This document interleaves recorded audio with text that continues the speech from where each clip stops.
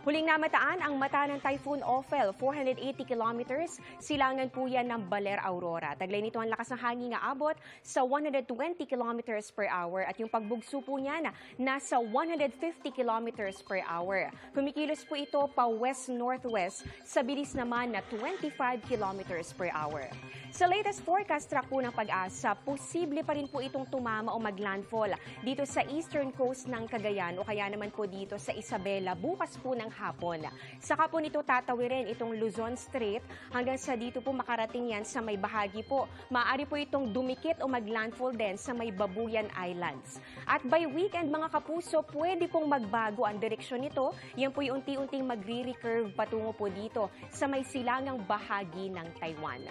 Base naman sa datos ng Metro Weather, concentrated po talaga yung mga malalakas sa buhos ng ulan. Dito po yan sa may Northern Luzon, pati na rin sa ilang bahagi po ng Central Luzon. May mga pag-ulan din dito po yan sa Quezon, ganoon din sa Bicol Region, ilang bahagi po ng Mimaropa, Northern Samar, at sa natitirang bahagi po ng bansa gaya na lang ng Metro Manila, posible rin po ang mga pag-ulan dahil naman sa localized thunderstorms, lalong-lalo na po pagsapit ng hapon o gabi. Sa posibleng pagtama sa lupa ng bagyong Ophel bukas, ang pagpasok din sa PAR bukas ng gabi ng isa pang bagyo na tatawagin po natin na bagyong Pipito. Ayon po sa Pag-asa, posibleng mas mababa po ang maging pagkilos nito kumpara sa naging galaw ng mga naunang bagyo na paangat po kaagad ang tumbok. Dahil daw po yan sa paggalaw at paglakas po ng high pressure area dito sa bandang Japan na nagsisilbi pong harang dito sa magiging bagyong Pipito. At kung magtuloy-tuloy po yan, posible na tumama o dumikit itong bagyong Pipito, dyan po yan sa may Eastern Visayas o di kaya naman sa may Southern Luzon area by weekend. Pero dahil malayo pa po ang bagyo, posible pang magbago ang pagkilos ito. Depende po doon sa high pressure area at ganoon din sa posibleng pagpasok ng amihan season.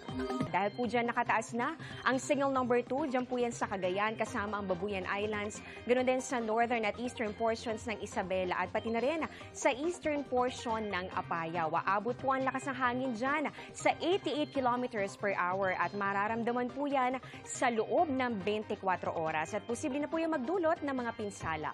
Signal number 1 naman sa Batanes, ganoon din sa natitirang bahagi po ng Isabela, Quirino, northern portion ng Nueva Vizcaya, Apayao, Kalinga, Abra, Mountain Province, Ifugao, Ilocos Norte at ganoon din sa northern portion ng Aurora. Dito naman posible po yung hanggang 61 kilometers per hour na lakas ng hangin sa loob ng 36 hours.